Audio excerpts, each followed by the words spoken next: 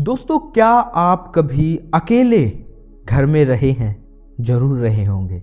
लेकिन क्या आप बच्चों के साथ अकेले घर में रहे हैं?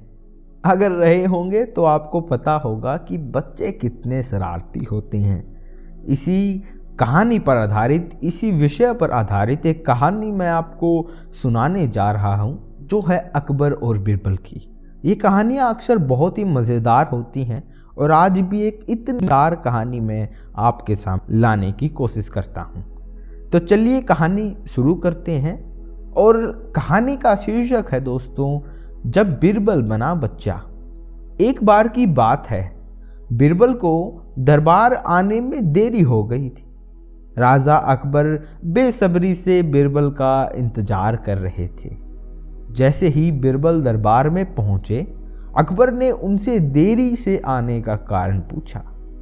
बीरबल कहने लगे कि आज जब वह घर से निकल रहे थे तो उनके छोटे छोटे बच्चों ने उन्हें रोक लिया और कहीं न जाने की जिद करने लगे।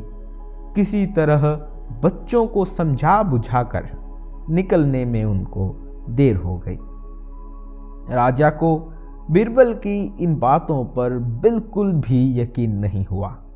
उन्होंने सोचा कि बीरबल देर से आने का झूठा बहाना बना रहे हैं।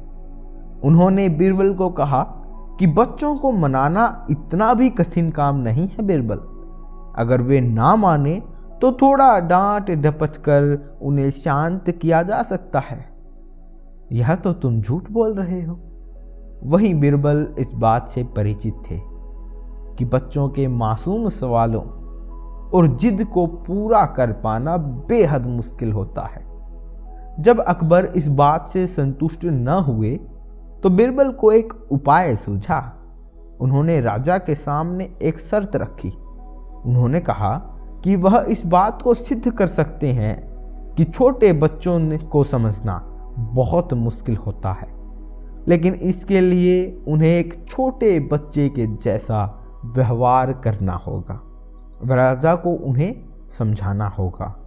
राजा इस शर्त के लिए तैयार हो गए। अगले ही पल बीरबल एक बच्चे के जैसे चिल्लाने और रोने लगे।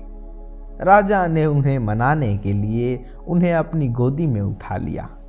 बीरबल बहुत भारी थे, लेकिन कैसे भी करके अकबर ने उन्हें अपनी गोदी में बैठा लिया। बीरबल गोद में बैठकर राजा की लंबी मूंछों से खेलने लगे। कभी वे बच्चों की तरह मुंह बिगाड़ते तो कभी मूंछों को खींचने लगते।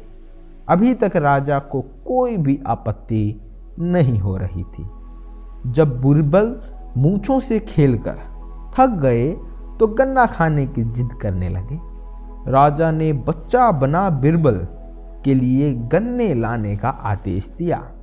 जब गन्ना लाया गया तो बीरबल ने नई जिद पकड़ ली कि उन्हें छिला हुआ गन्ना चाहिए। एक सेवक द्वारा गन्ने को छीला गया। अब बीरबल जोर जोर से चीखने चिल्लाने लगे कि उन्हें गन्ना छोटे छोटे टुकड़ों में कटा हुआ ही चाहिए। उन करने के लिए गन्ने को छोटे छोटे टुकड़ों में काटा गया। जब राजा ने इन टुकड़ों को बीरबल को खाने के लिए उन्हें दिया तो बीरबल ने उन टुकड़ों को जमीन पर फेंक दिया। राजा को यह देखकर बहुत गुस्सा आया। उन्होंने गुस्से में पूछा, बीरबल, तुमने गन्ने को नीचे क्यों फेंका? चुपचाप से इसे खा लो। डांट सुनकर बीरबल अब और भी जोर से रोने व चीखने चिल्लाने लगे। अकबर ने बड़े ही प्यार से पूछा, कहो बीरबल, तुम क्यों रो रहे हो? बीरबल ने जवाब दिया, मुझे अब एक छोटा नहीं, एक बड़ा गन्ना चाहिए। अकबर ने उन्हें एक बड़ा गन्ना लाकर दे दिया। जब बीरबल ने उस बड़े गन्ने को हाथ तक नहीं लगाया, अब राजा अकबर का गुस्सा बढ़ रहा था। उन्होंने बीरबल से कहा कि तुम्हारी जिद के अनुसार तुम्हें बड़ा गन्ना लाकर दिया है, तुम इसे न खाकर रो क्यों रहे हो? बीरबल ने जवाब दिया, मुझे इन्हीं छोटे छोटे टुकड़ों को जोड़कर एक बड़ा गन्ना चाहिए। राजा ने बीरबल की इस जिद को सुनकर अपना सिर पकड़ लिया और अपनी जगह जाकर बैठ गए।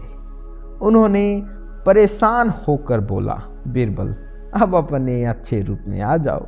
उन्हें परेशान देखकर बीरबल ने बच्चा बनने का नाटक भी खत्म कर दिया और राजा के समक्ष आ गए। उन्होंने राजा से पूछा, क्या अब आप इस बात से सहमत हैं कि बच्चों को समझाना यकीनन एक मुश्किल काम है? राजा ने हाँ में सिर हिलाया और बीरबल को देख के मुस्कुराने लगे। दोस्तों, कहानी से हमें सीख मिलती है कि बच्चे बहुत मासूम होते हैं।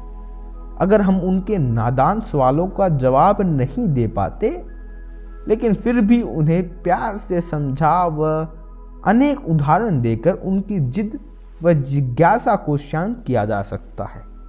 लेकिन मैं तो यही कहूँगा, कभी उनकी जिज्ञासा को भंग न करें, उसको नष्ट न करें, क्योंकि जब एक बच्चा सोचता है तो वो बहुत सारी डायरेक्शन में सोचता है। एक बड़ा मनुष्य या आप कह सकते हैं यंग पर्सन उतना नहीं सोच पाता जितना एक बच्चा सोचता है।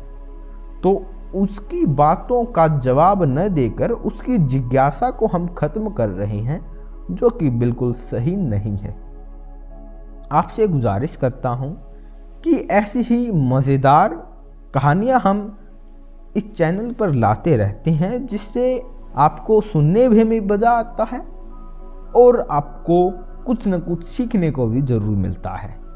तो कृपया करके इस चैनल को सब्सक्राइब कर दीजिए, ताकि हम ऐसी ही मज़ेदार कहानियाँ आपके लिए हर रोज़ यहाँ डालते रहें। आपका बहुत बहुत धन्यवाद। कहानी अगर अच्छी लगी तो इसे लाइक कर दीजिएगा, चैनल को सब्सक्राइब कर दीजिएगा। आपका बहुत बहुत धन्यवाद फिर से। और आपकी स्क्रीन पर और भी कहानियाँ आ रही हैं, आप उन्हें भी ज़रूर देखिएगा।